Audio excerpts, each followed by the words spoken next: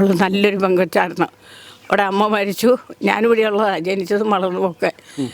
അവൾക്ക് ഒന്നും തന്നെ ചെയ്ത് അവൾ സാഹചര്യത്തിൽ അവൾ നിവൃത്തികേട് കൊണ്ട് ചെയ്തു പോയതാണ്.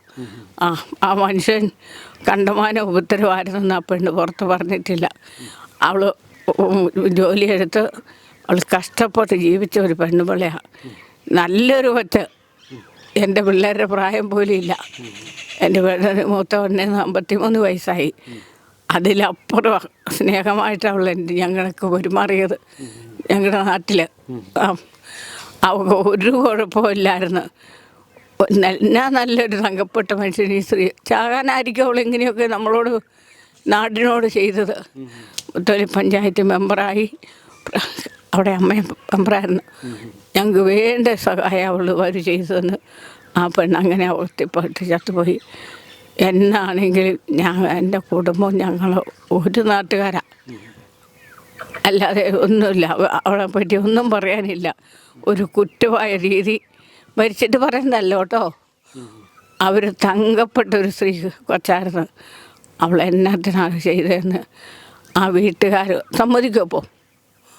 എന്തെങ്കിലും കുറ്റം ഉണ്ടെങ്കിൽ അവർ സമ്മതിക്കാമല്ലോ. ആ പെണ്ണ് നിവൃത്തികേട് കൊണ്ടാണ്. അത് തന്നെ. ആ ചെറുക്കൻ രണ്ടാമതും കല്യാണം കൊച്ചാ കല്യാണം കഴിപ്പിച്ചോട്ടോ അപ്പനെ. അവൾ പറഞ്ഞ അമ്മ എല്ലാം കല്യാണം കഴിച്ചു വിട്ട് ആരും ഇല്ലല്ലോ, അതുകൊണ്ട് പപ്പ കല്യാണം കഴിക്കാൻ പറഞ്ഞുകൊണ്ട് കല്യാണം കഴിപ്പിച്ചത് കൊച്ചു തന്നെയാണ്. അത്ര സ്നേഹമായിട്ട് അവർ ജീവിച്ചത്. പിന്നെ എന്നെ പറഞ്ഞില്ലേ ജിസ്മോളെന്ന് പറഞ്ഞ നാട് ഞടുങ്ങും ഇവിടെ.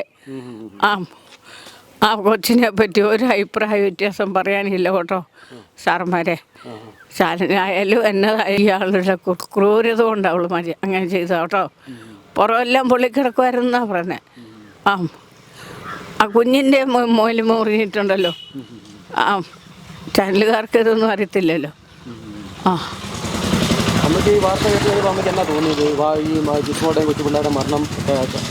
ഞെട്ടിപ്പോയി. എനിക്ക് നടക്കാൻ മേലെ, ഞാൻ കാണാൻ പോലും പോയില്ല. ആ മുഖം എനിക്ക് കാണാൻ പറ്റിയില്ല. എനിക്ക് നടക്കാൻ പറ്റില്ല. സന്ധ്യമാതി എൻ്റെ കാലിന് മുട്ടിന് താഴോട്ട് മരിച്ചിരിക്കുക. എനിക്ക് നടക്കാൻ പാടില്ല. ഞങ്ങൾ ഒരു വീട് പോലെ കഴിഞ്ഞ കാരണന്മാർ കാലത്തെ അവർ അമ്മയ്ക്കൊക്കെ വല്യമ്മയ്ക്കൊക്കെ ചായക്കട ഉണ്ടായിരുന്നു.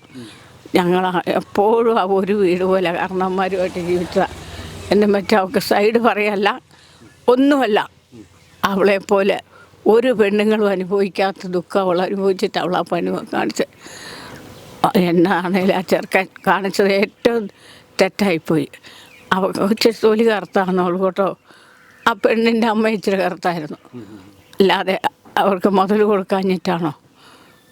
അവർ കാണിക്കട്ടെ, നമ്മൾ ഇനി എന്നാത്തിനാ പറയുന്നത്? അല്ലമ്മ, ഞാൻ ചോദിക്കട്ടെ, അതല്ലേ ഷൈനി ഉണ്ടല്ലോ ഇവിടെ തൊടുപുഴയല്ലേ, ഷൈനിക്കൊക്കെ ഒത്തിരി ഒരു നിസ്സഹായ അവസ്ഥയിലാണ് അവർ ആത്മഹത്യ ചെയ്യുന്നത് മക്കളെയും കൊണ്ട്.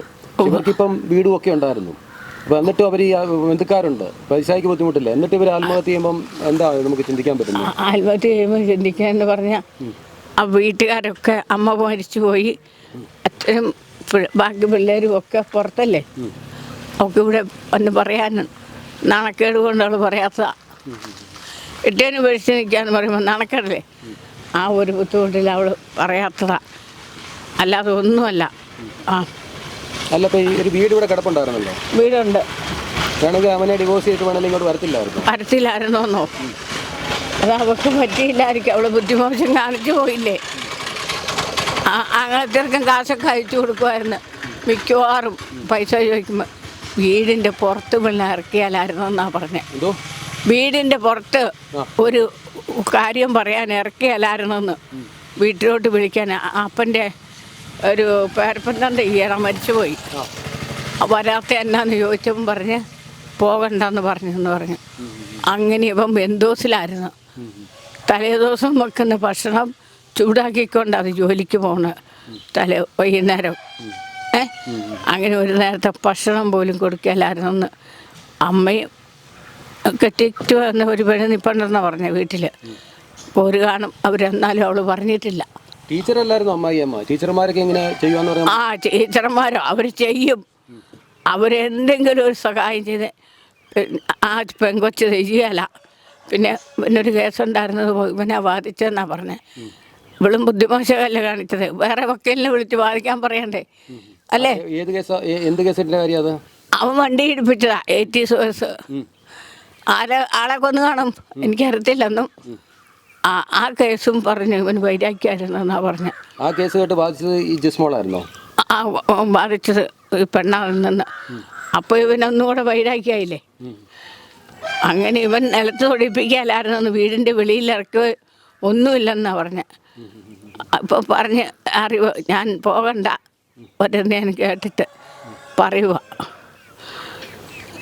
എൻ്റെ പൊന്ന് സാറന്മാരെ, അവന് വെറുതെ ഇങ്ങനെ വിട്ടിട്ട് എന്നാ കാര്യം?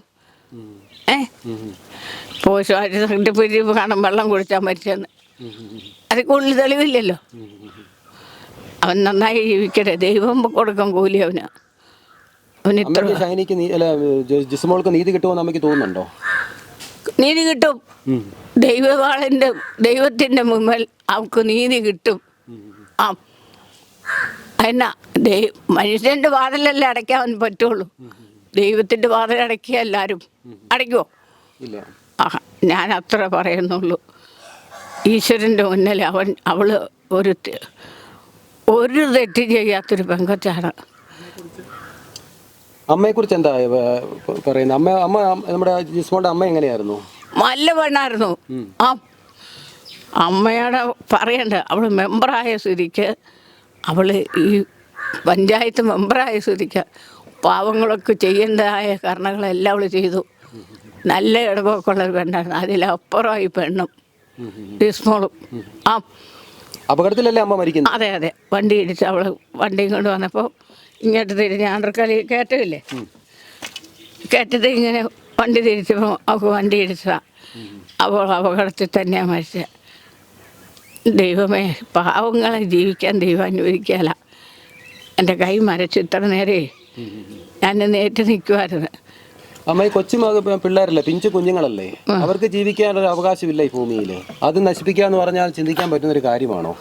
ചിന്തിക്കാൻ പറഞ്ഞാൽ അവള് പോയി കഴിഞ്ഞാൽ അവിടെ കൊച്ചിനെ ആരും നോക്കും? ഇവരൊക്കെ ഇല്ലേ, തോമസ് ചേട്ടനും അതുപോലെ തന്നെ ആങ്ങളെയും ഒക്കെ ഇല്ലേ? തോമസ് ചേട്ടൻ അവൻ ജോലിക്ക് പോവുകയല്ലേ, അമേരിക്കയിലല്ലേ. എന്നാലും അവർക്ക് ചുറ്റുപാടില്ല, ഇവിടെ എന്തെങ്കിലും ഒരു കരുതൽ ചെയ്യാനുള്ള ഇത് ഇല്ലേ അവർക്ക്? അവള് നോക്കിയപ്പോൾ അവള് പോകുമ്പോൾ അവിടെ കൊച്ചുങ്ങളെ കണ്ടവാനും ഉപദ്രവിക്കാതിരിക്കുമല്ലോ ഇവൻ. ഭാര്യയോട് ഇഷ്ടമില്ലാത്തവൻ പിള്ളേരോട് ഇഷ്ടം ഉണ്ടാവുമോ? കറുത്ത കളർ കൂടുതലാണോ ജിസ്മോൾക്ക്? ഇപ്പൊ നന്നായി കറുത്തായിരിക്കുന്നതെന്നാ പറഞ്ഞ. കളറില്ലെന്നും പറഞ്ഞ എപ്പോഴും തള്ളയും സഹോദരിയും പറയാറുണ്ടെന്ന് പറഞ്ഞു. ഇവനും തോന്നുന്നത് കണ്ടിട്ടുണ്ടല്ലോ, ഇവിടുത്തെ പ്രസിഡന്റ് ഒക്കെ ആയിരുന്നല്ലോ, നല്ല കറുത്തായിരുന്നോ? ഒരുമാതിരി കറുത്ത ആണോ? അത് മോശമാണ്, കണ്ടാ മോശമൊന്നുമില്ല. ആ ഐശ്വര്യമല്ലായിരുന്നു? അതെ, ആ ഒരു മോശമില്ലായിരുന്നു. എൻ്റെ കൈ വാദമാണെന്നോ തോന്നി, എന്നെ അന്നേരത്തില്ല വരച്ച് കയറുക അങ്ങോട്ടെ, തീ പോലെ എന്നിട്ട് പൊള്ളുക. എന്നെ നോക്കാനും അന്വേഷിക്കാനും ആരുമില്ലാത്തതുകൊണ്ട് ഞാൻ ആശുപത്രിയിൽ പോലും പോകാതെ ഇരിക്കുക. കാല് മറിച്ചിട്ട് ഞാൻ ഏറ്റു നടക്കുന്നത്. കൂടുതൽ വാർത്തകളും വിശേഷങ്ങളും നിങ്ങൾക്ക് ലഭിക്കാൻ കേരളീയം ന്യൂസ് സബ്സ്ക്രൈബ് ചെയ്യുക. കൂടെ ബെൽ ബട്ടണും അമർത്തുക.